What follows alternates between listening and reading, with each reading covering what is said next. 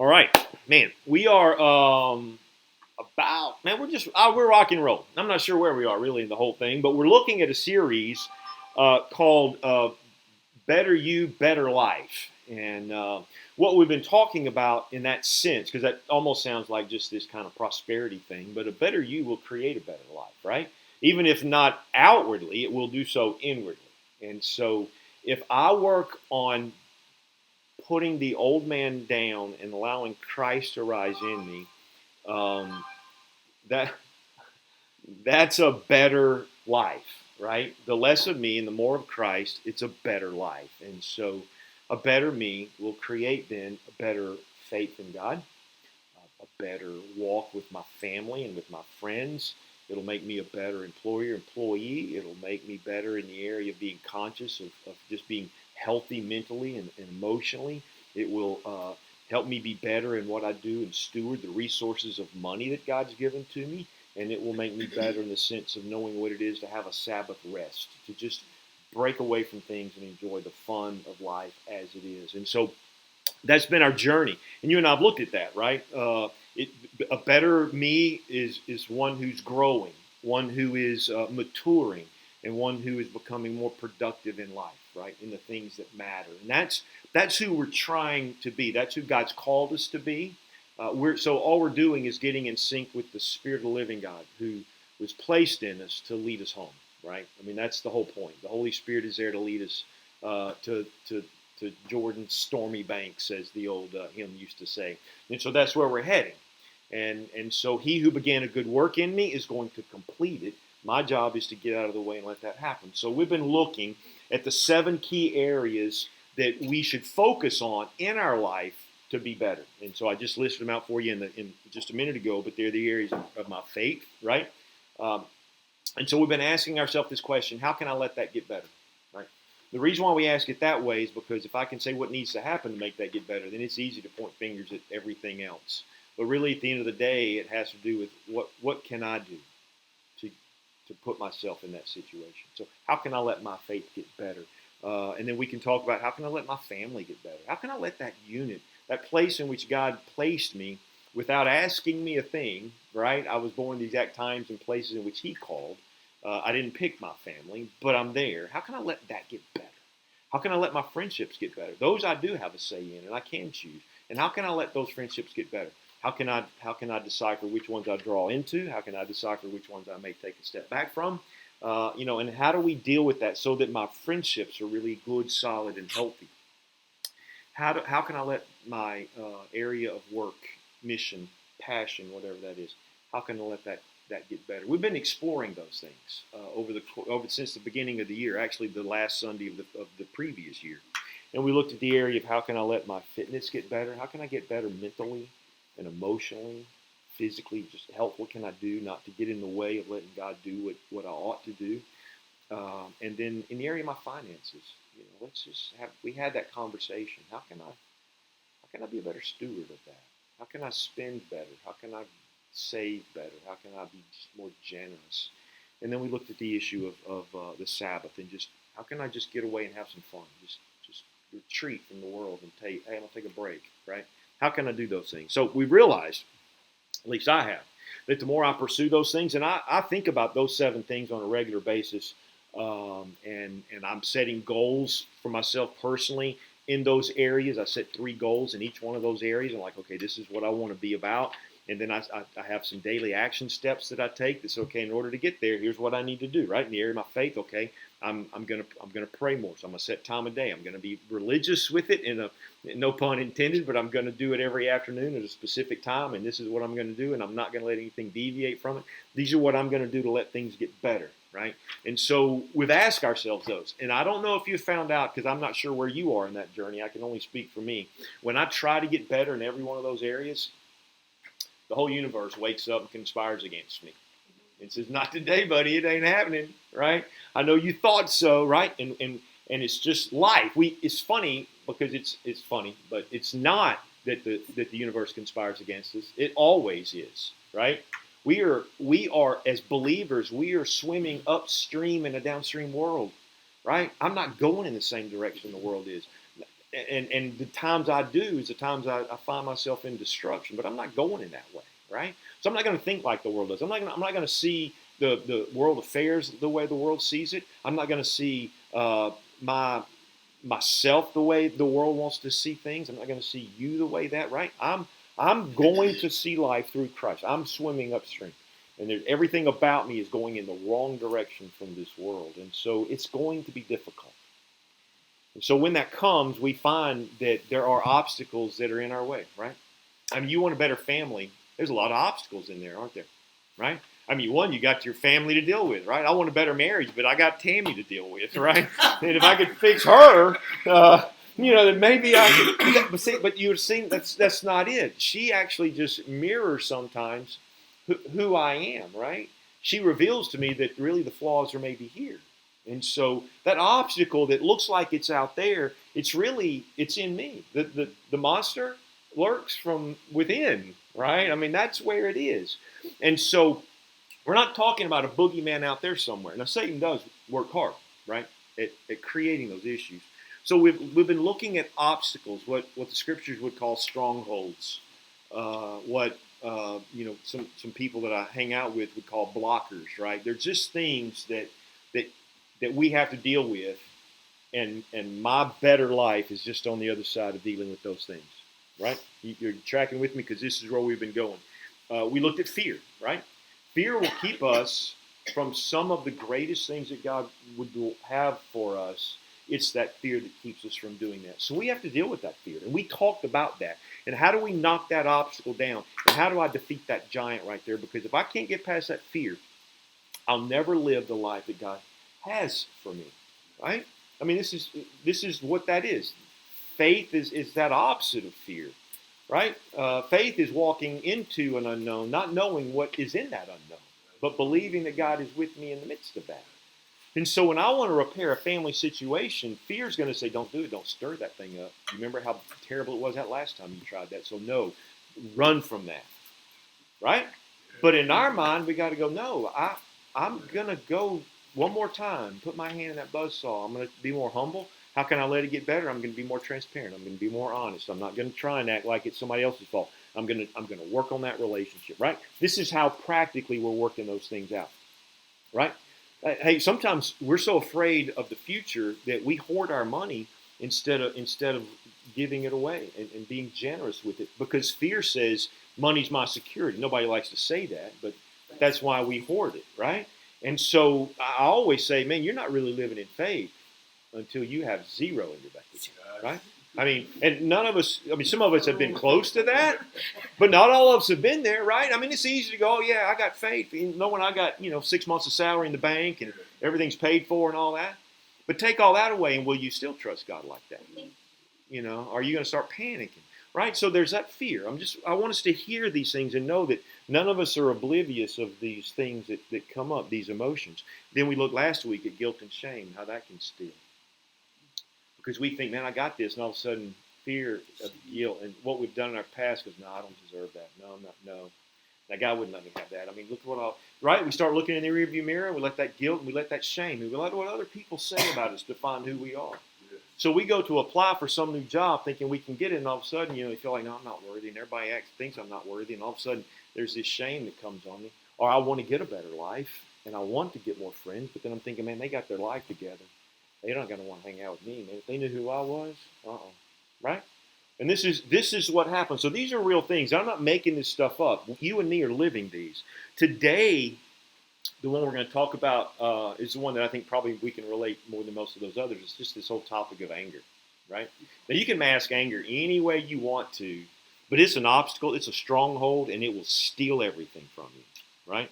And I want us to see some scriptures today, and I want us to see that, and I want to find a way out of that.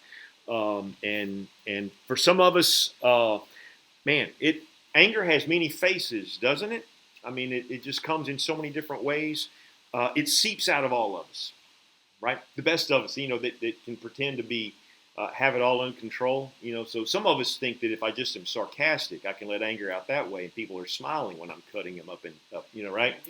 And so, I'm just looking at you, Michelle. I'm knowing you and I conspire in that same way. But that sarcasm is really a form. If at the end of the day, it is a form of anger that us mature people use to sling because it's safe, as opposed to just hitting you in the face or calling you a name or saying what we think. We just kind of dance around it. But it's anger. It's just make no mistake about it. Sarcasm is a tool of anger. And that's a self-confession of me. But listen, here's the thing. Anger's an emotion. We know that, right? I mean, it's just like, have you ever been someplace you're not supposed to laugh and you realize you're laughing and you're trying not to, and the more you try not to laugh, right? I mean, we've all been there, and you just start laughing. Sometimes you start crying, right? And we're men, we don't cry. And so if you see, something like, I got something in my eye, right? And we do those things because we can't control. Sometimes it just comes out. Anger's the same way. Anger is not a sin, it's an emotion. Letting anger linger is a sin. Finding an outlet for that anger is part of the sin, right? So we know Ephesians 4:26 and 27. What does he say? Be angry and do not sin, right? So what's he saying? Hey, there's an anger that doesn't lead to sin, right? I mean, sometimes I get mad at myself. That's not a sin, right? I mean, sometimes I get mad at you, and that's not a sin either until I start doing something with that, right? I mean, so it's human nature. You just get angry. Last night I was in a conversation with someone. I'm like, man, I'm getting a little angry here. I'm trying to calm, but I'm like, you're frustrated. You're making me mad. And then I realized, see, here's the thing. No one makes you mad, right? That's the skinny truth. I chose it. Nobody made me. This is where anger will lead us if we're not careful. It'll make me think it's all your fault and you deserve everything. I'm slamming at you right now. So, but the scripture says, be angry and do not sin. Don't let the sun go down on your anger and give Satan an opportunity, right? So the worst thing we can do is to let that anger linger. Because when we do, I don't know if it's happened to you, but Satan loves to whisper in my ear, you are right, you are so right. And I'm going to convince you over the next hour and a half that you're so right. And I want you to stew on that. I want you to think about it while you're asleep. I may wake you up at 2 a.m. to remind you of this anger, because I want you in the morning to get up and fight like a madman and just slam people and put them in their place, because that's what they deserve. Does your anger ever do that to you, or is it just mine that does that too? It's an emotion. It just seeps out. Anger has a lot of faces, and I want us to kind of walk through some of these. And by way of reminder, let me do this. James chapter 1. You remember this? Know this, my beloved brothers. Let every person be quick to hear, slow to speak, and slow to anger. Right? I mean, I struggle with just the first two. Right? Quick to hear. I'm never slow to speak. I hit buttons. I wake up speaking.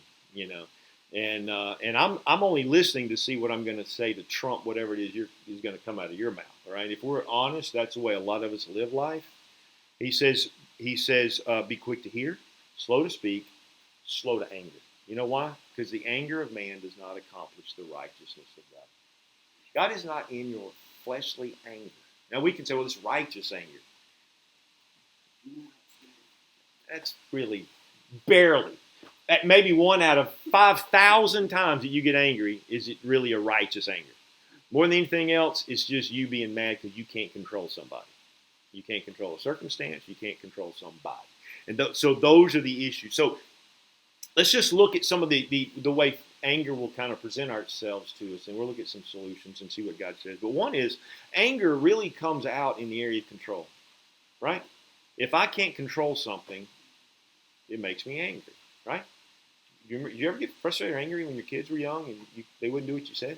Right? How many times do you just want to slap them upside the head, right? I mean, we say things like that. Now, obviously, most of us would never really do that. But isn't that what I'm going to slap them upside their head, right? Don't you? Those thoughts come out.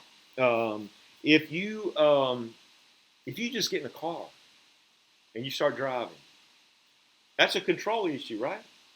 See, the people in the left lane don't understand that that's not their lane. I mean, you see what I'm saying? If they would understand that, we wouldn't have an issue. I don't mind you getting over there if you're passing, but don't get over there and slow me down.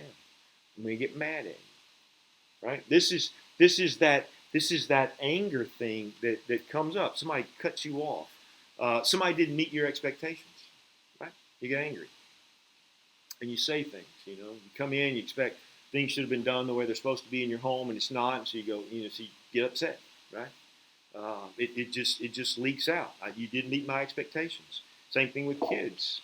Same thing with employers and employees. If you'd have only done this, you should have done that, right? It just because we can't control people, then that's what happens.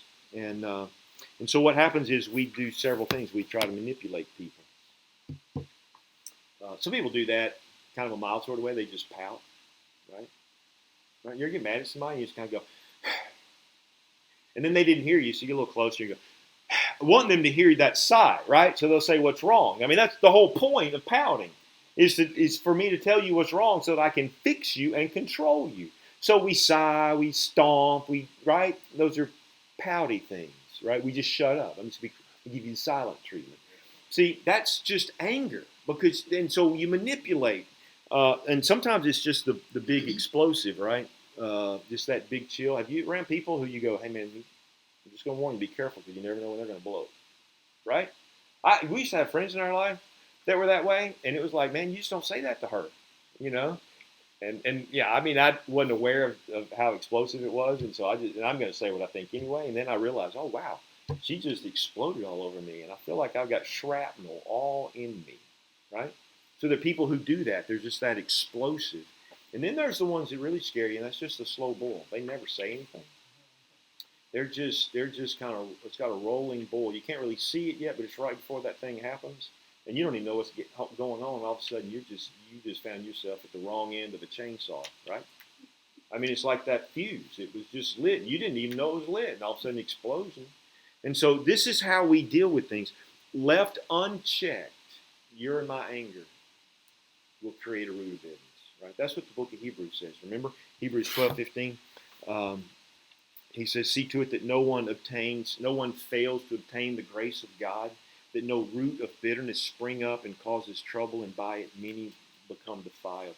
Man, anger left unchecked, I'm gonna bring my friends with me. I'm gonna make them mad at you. I'm gonna get everybody I know to be mad at you. We're all gonna pummel you because you just won't do what I want you to do. Right? That's anger. Anger always invites other friends, and I don't mean people. I mean different things. And I want you to see how anger, as we walk through the scriptures, how it does that, right? Bitterness is one of them. Anger will make you bitter, right? You leave it alone, and a root of bitterness will creep in there. And bitterness is one of the most deadly things imaginable because it's the key of unforgiveness, right? I think it was Shakespeare who said unforgiveness is like drinking poison and expecting the other person to die. There's that bitterness that happens, and it's self-destructive. It ends up destroying you, but that bitterness, when it gets in you, then you see no good anyway, and it turns you into an absolute monster, and you're just angry, self-absorbed, and if you're that way, none of those 7 areas that we talk about are ever going to be effective. They're just not. You're never going to grow in those areas until you deal with this stuff. Anger will always bring pride into the picture too. Oh, you should be mad. You should be, right? Pride will come in, and because we think we're always right? We're critical, we're negative because people aren't doing things. So I'm never going to have a good family if I'm going to be critical about everything they do, right? If I come in and I'm mad at everybody, I'm mad at my kids because they didn't do this, I'm mad at the dog, I'm mad at my wife, I'm mad at everything, I'm mad at the car, I'm mad at the gutter that's leaking, mad at everything, right? I'll never have a good family if my disposition is just to see life as though it's all evil and wrong. And that's what pride and anger will do to us. Same thing in the area of my work. I'll never enjoy work if everybody I look at hasn't done what they're supposed to do. I've worked with people who are angry before, and it's a terrible culture they create because nobody's good enough. Nobody gets attaboys. Everybody is just getting beat up, and people don't linger there. It's a cultural issue. Fear is another thing that anger will bring because you're afraid you're going to lose control, and so fear sets in, and then you panic. These are all the things, and we could go on and on about these things. I want to get to a solution. I just want us to see what anger can do. Anger will always bring pain to it. You know the phrase, everybody says it, hurt people, right? Anger has a story. If you see somebody that's angry, there's some painful thing in their past, and that's why they're where they are. And so, for me, that's helpful as a pastor and as counseling people and as leading people in a company. When I see people that are angry and they're upfront about it like that, my go-to is they got a story. I'm just gonna be gentle with them for a bit because whatever's going on, wherever I'm gonna pray, Lord will kind of open that story up and let me hear why they're angry. Because most people, when they're that way, there's an issue. And they just come up, and people are angry about the littlest of things. And so these are some things, and then the loneliness is the other. Because when you're angry, you're isolated yourself. I'm not gonna go want to be around. If you're angry all the time, I'm busy. Can't, not tonight. Nope, sorry. Nope, got to go. Right? I mean, that's kind of how we're gonna live life. So you end up being lonely and isolated by your own stuff. And so I say all of that before we jump into kind of how to move out of it. That it's important that we see that. So how do we overcome that? Because this is the crucial thing. This is an obstacle in our life, and I want to work through some scriptures, and I want us to see these things. And the first thing you're gonna know, because it comes out of my mouth all the time. The greatest thing that I've ever been able to do to keep my anger at bay is to remind myself that God is sovereign. Right? Listen, He is in control. Right? Proverbs 16:33. I don't know if I've ever shared this with you before. It's a great one. The lot is cast into the lap, but its every decision comes from the Lord. Right? Everything. It's that truth of everything has been sifted through God's hands. Right? If you're going to deal with your anger, your boss did this, or your family did this, or whatever happened here. If you slow down long enough to go, you know what? God's causing all things to work together for my good, and I'm going to trust Him. I meet with several groups of guys, and we talk about some of these 7 things, and the other day we were talking, and one of them, and it was very frustrating. He was struggling with some issues he was having with someone else, and I've watched over the past couple of sessions as we chat that he's realizing that really the issue isn't so much with them, that God's using that difficult person to weave some really good stuff in his own life, and it's softened his mindset toward that other person. See, that's how we allow God to deal with those things. So you had a disappointment, or so you had a bad deal with your money, or a setback, or whatever, and you're mad. God is sovereign. It's the greatest tool that God has ever given to us, just to know that He is for us, and He's constant, and you can moan and complain and gripe, and He's gonna be there, and He's not gonna sit in the mud with you. He's gonna just pull you up, get you down the road. It's a crucial piece. God is sovereign. He's good, and He's loving. Second thing, if I'm going to get better, I have to resolve it. Right? I mean, I have to deal with it. That's exactly what Paul says in Ephesians chapter 4, which we already looked at. He reminded us there that in your anger, don't sin. Don't let the sun go down on your anger. Right? Matthew 5, Jesus is talking, and He tells them, it's in verse 23 and 24. He says, if you're at the altar, right? If you come and you're presenting your offering before me, and you remember that your brother has something against you, right? He says, hey, listen, don't bring that offering to me yet. You and me are still going to have. I need you to go solve that. Leave your offering. Go be reconciled. Then come back and present your offering. That's a powerful statement. God's saying, listen, your relationship with others is vital to my relationship with you, right? In fact, He goes on to say, Jesus does several times, scary verses, right? If you won't forgive your brother from your heart, then neither will I forgive you, right? So there's just this deal, this unforgiveness. Listen, if you want a better family, or you want better friends, or you want a better work environment, whatever those things are, there's probably, one of the things that's keeping you from it is dealing with that resolve just to go, hey, we got an issue. If I want my family to get better, I have to come down, sit with my family, and go, hey, let me just tell you what I'm struggling with right now. And some of it may involve me saying, hey, Tim, you did this, you did that. Or Jackson, you did this, or you did that. But some of it, I don't even have to have a conversation with them, right? I don't know if you know this or not, but you and I can forgive people without them even knowing that we forgave them, right? I mean, it's not like, hey, here's where you hurt me, That's just a mild form of anger. Now, I'm not saying there's sometimes it shouldn't be that honest conversation, but sometimes I can just let it go, right? I mean, I can just go, I forgave him. And I get on down there. It's amazing when your attitude changes. You don't even have to have that conversation. Now, sometimes you do, but that's crucial, right? James 5 reminds us, confess your sins one to another that you may be healed, right? There's some time where I have to sit down and confess.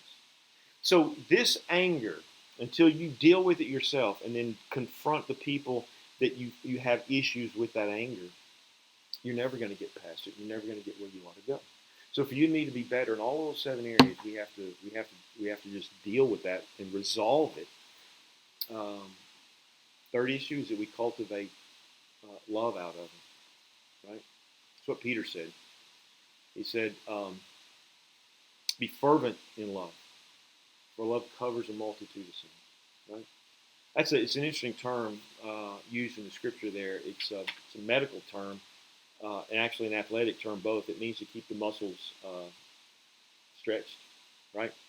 You ever had pulled something, or your muscle started cramping and all those things because they weren't exercised. If you don't exercise love, you don't keep it stretched, right? Then it just doesn't work right, and it aches. And so the more that I choose to bring love into that situation, true love, real selfless love, the greater my capacity to let that anger go aside. And so sometimes he just simply sits down and says, okay, I'm really mad at him right now, but I'm going to take time to list all the reasons why I really appreciate and love that guy. I'm just going to kind of list those things. Okay, well, you know what? Maybe, and I'm going to give them the benefit of the doubt. Okay, maybe they're just having a terrible day today. Or maybe this happened. Or maybe, I don't know what happened, but you know what I'm going to do? Yeah, I love that guy. I'm going to go through my mental list and go, yep, man, I really love that. It's amazing when you start focusing on the good instead of the bad. The bad's not that big a deal. And this is how we deal with this stuff. And sometimes it's just a matter of, they're not good. Hey, sometimes those people are never going to change. Now what am I going to do? I'm going to choose grace, right? I'm just going to go, you know what? I'm going to give you a pass today. You have an endless supply of those, right? I don't know if you know that or not, but like if you think of these little tickets, my friend owns Chick-fil-A used to give us these BOG cards, and it was funny because he was in our church and he said, I don't have a lot to give, but I can for the church, because we weren't making much money at Chick-fil-A. But he said, I'm going to give you a stack of these BOGs. And so, man, I can't tell you how many times me and Tam would pull out one of those little cards and go get a free Chick-fil-A sandwich, right? And that was kind of how it works. Well, you can pull those out, just grace cards all the time. You can just give them away. And the more you get comfortable giving grace away to people, life seems a whole lot better. And so I just encourage us to do that. And the last thing is kind of just walk in humility. That's the crucial thing. If I regard you as more important than myself, it's amazing how anger goes away when I start valuing other people more important than myself. Those are the issues that we have to work through. I got one question, and we are going to end here. I just think it's important to think through. It's that you and me need to do some soul searching. David says in Psalm 42 and 43, it's a line, I don't know why, but you go through difficulty is this. Oh, so why are you weary, and why are you downcast? Right? And what I learned from David when he's crying out that psalm, and it's amazing, back-to-back songs, and that's the psalm, right? Oh, so why are you weary? Oh, so why are you downcast? And he begins to walk through some things, and he says, I will yet praise you, God, my Savior. So the question is that we have to do is start doing some soul searching, and you need to ask yourself, why am I angry here? Why? It's an honest conversation. You have to self-talk. You and God have that conversation. Why am I angry? I'm going to ask myself, well, is my anger helping me get better? Is it helping the situation get better? And if it's not, guess what? It's not righteous anger, so we can knock that off the table, right? Righteous anger will help everything get better. But if it's not righteous anger, it's just anger, and if you keep it, it's called sin. And then I say, how damaging, if I don't deal with this, what will my relationships look like? If I don't get over this, what's going to happen? See, that's taking every thought captive. That's what we're doing there. We're saying, okay, if I keep this anger and I let it just captivate my thoughts, will it lead me to a good end or will it not? And if it won't, I'm going to take that thought captive and I'm going to say I'm not dealing with that. So what happens if I don't deal with my anger? What's going to happen there in my family? What's going to happen there in my field? What's going to happen in those areas? I think the obvious question is: has anger ever made anything better? I can't think of that in a time when anger ever made anything better. So we should just deal with that. All right. Yeah. Lord bless you guys. I got a song for us. Sing on the way out. If it works, and it doesn't. Question. Yes. Next Sunday is the first Sunday. Are we eating? Yes, we are. Okay. Yes, we are. What are we doing? Do you know what we're doing, Tim? All right. Y'all keep talking. Everybody here online, everywhere else. I'm working on some stuff right now. What are we doing? Chicken wild rice soup. Chicken wild rice soup. That's what we're having. Just like an awkward transition away from worship, just to end that, but that's all right. We're doing it. I'm gonna pull up this song real quick.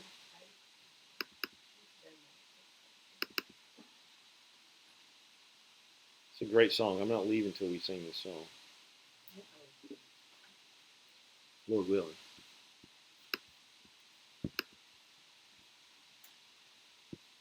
Hang on.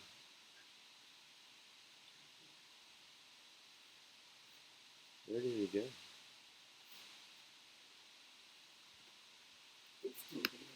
I know. It's hiding from me.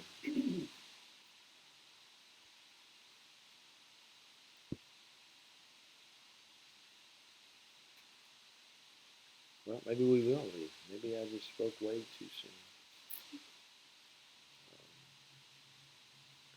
I'll play this one. It'll kick me off, but I'm going to play it anyway.